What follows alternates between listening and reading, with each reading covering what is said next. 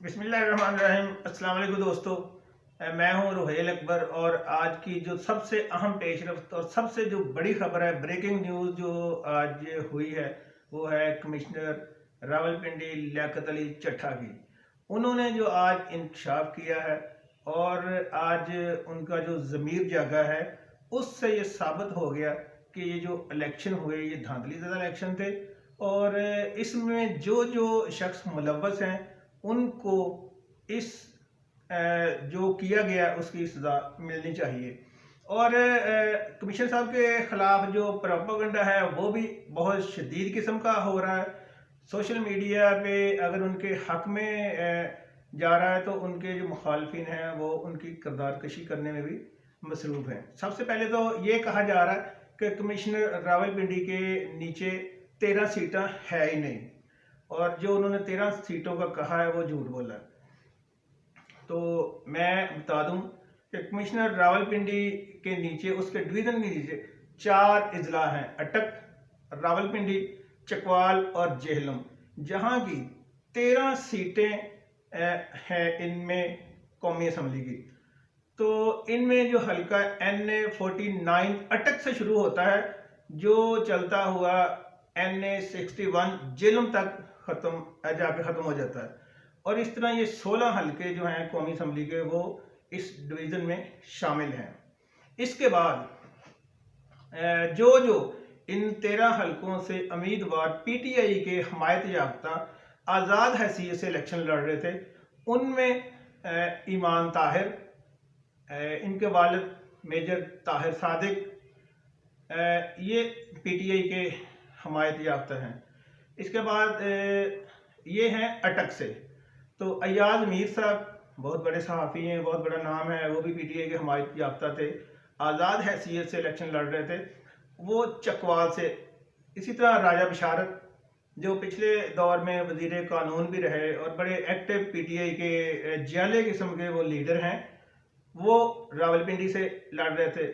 शहरयार रियाज ये भी रावलपिंडी से, लतासफ ये रावलपिंडी सिटी इनका बनता है, फर्रख सियाल ये भी रावलपिंडी से, अजमल साबर रावलपिंडी से, अजरा मसूद इनका तल्लक भी रावलपिंडी से, सीमाबिया ताहिर ये पिछले दौर में भी CM वज़ीर आला की असिस्टेंट रह चुकी हैं, PTI की जाली वर्कर हैं और मखसूस सीट पे पिछली दफ़ा ये MPA मुंतखब हुई थी, बन गई थी। और इसके अलावा फिर इनके PTI के हवाले से बड़ी खिदमात हैं। ये भी रावलपिंडी से आज़ाद हैसियत में इलेक्शन लड़ रही थी।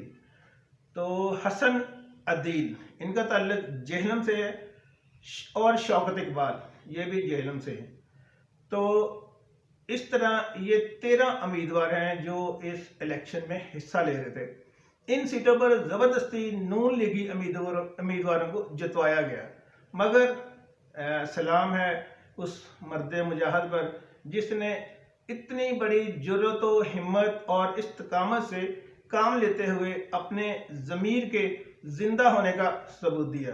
अब इस बात में कोई शक नहीं कि हालिया इलेक्शन में ना सिर्फ धांधली की गई बल्कि 3 मखसूस सियासी जमातों में जो बैठे हुए मनपसंद अफराद थे उनको जितवाने के लिए धांधला किया गया।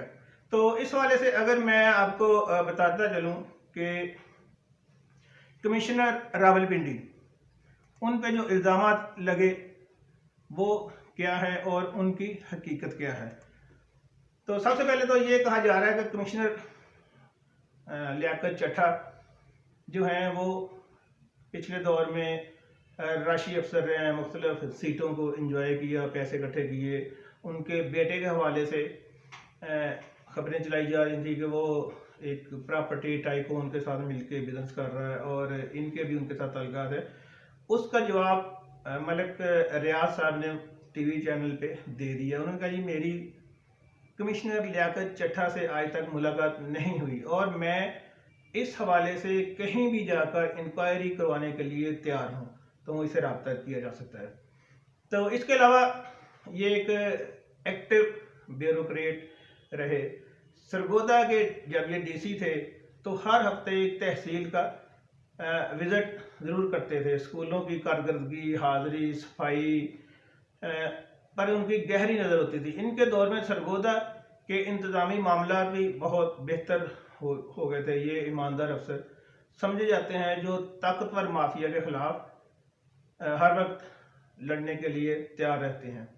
लियाकत चट्टा साबिक वज़ीर आला शहबाज शरीफ, साबिक वज़ीर आज़म और अब मतवक्को जो वज़ीर आज़म समझे जा रहे हैं, उनके ये फेवरेट अफसर थे। शहबाज शरीफ लियाकत चट्टा को मेहनती और ईमानदार अफसर के तौर पर पसंद करते थे, जो इंतज़ामी मामलात को बहुत अच्छे तरीके से चला सकते हैं। चट्टा साहब का इमरान खान या तहरीक इंसाफ से दूर दूर का भी तल्लुक नहीं है।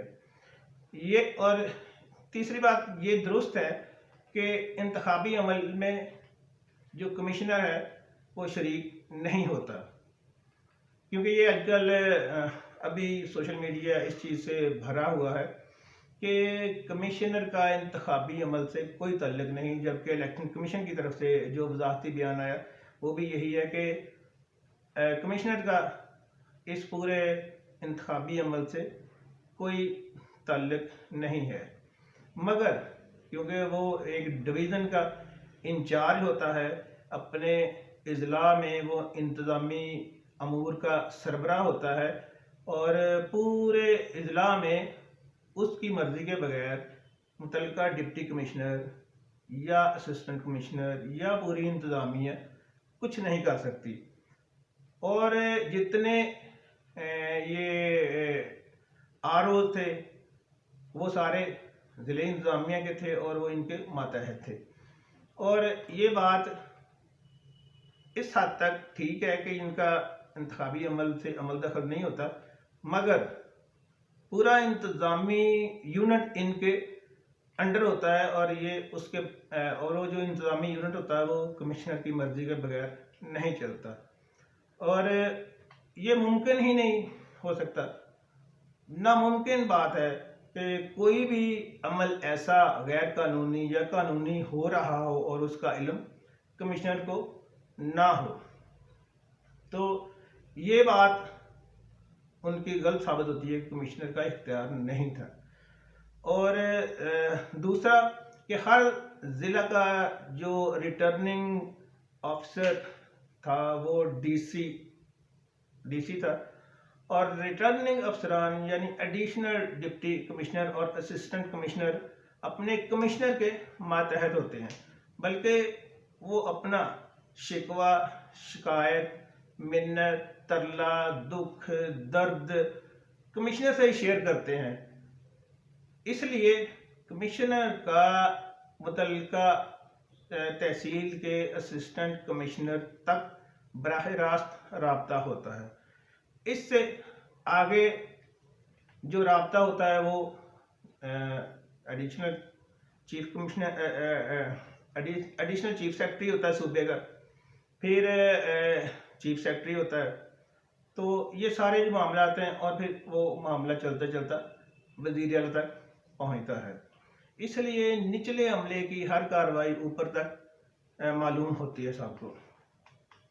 तो इलेक्शन कमीशन की ये बात भी बड़ी सादा सी है कि इलेक्शन का बराह रास्त इंचार्ज नहीं होता और इस बात की कोई अहमियत नहीं है। तो ये क्योंकि सारा मामला कमिश्नर की निगरानी में होता है। अब एक और पॉइंट कि पिंडी डिवीज़न के नताइज वाकई मशकूक थे। वो पंजाब के टेंट के बिल्कुल बरक्स थे, बल्कि तमाम मकामी जितने भी मकामी तौर पे इलेक्शन हुए वो उसके उलट थे। ये सर्वे में भी यही था कि पिंडी, अटक, जेलम, चकवाल से नून लीग बुरी तरह हार रही है। मुख्तलिफ टीवी चैनल पे ये सर्वे चले और बड़ी शिद्दत के साथ ये चले, मगर उसके जो नताइज जब आना शुरू हुए वो बिल्कुल उलट थे। तो बाद में पिंडी के जो इसके अलावा फिर पिंडी के बाद जो पिंडी में एहतजाज शुरू हुआ, उसके बाद ये एहतजाज आज पूरे मुल्क में था।